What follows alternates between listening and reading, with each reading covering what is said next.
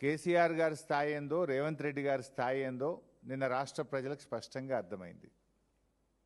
Various social media platforms ఉంటాయి, TV ఛానల్స్లో ఉండేటువంటి ఆన్లైన్ ఛానల్స్ కావచ్చు, అదర్ సోషల్ మీడియా ప్లాట్ఫామ్స్లో నిన్న చూస్తే కేసీఆర్ గారి ప్రసంగాన్ని 36 లక్షల మంది లైవ్లో చూడడం జరిగింది. రేవంత్ రెడ్డి గారి ప్రసంగాన్ని కేవలం 4 లక్షల మంది మాత్రమే లైవ్లో చూసినారు. అంటే not even 10% of the viewership. KCR గారి వ్యూవర్షిప్లో 10% కూడా రేవంత్ రెడ్డి గారికి వ్యూవర్షిప్ లేదు. అంటే ప్రజలు కేసీఆర్ గారి పట్ల ఎంత గౌరవంగా ఉన్నారు, 2.5 ఏళ్లలో నీ స్థాయి ఎక్కడి నుంచి ఎక్కడికి పడిపోయిందో స్పష్టంగా అర్థమవుతుంది. దానికి ఇంకో లైవ్ కూడా చూపిస్తాను నేను. బీఆర్ఎస్ పార్టీ అఫీషియల్ వెబ్సైట్లో మా న్యూస్ ఛానల్లో 2000 మంది కేసీఆర్ గారిది 2K లైవ్ చూస్తూ ఉన్నారు నిన్న.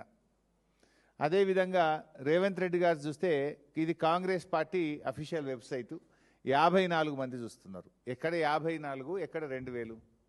అది 54, ఇది 2000.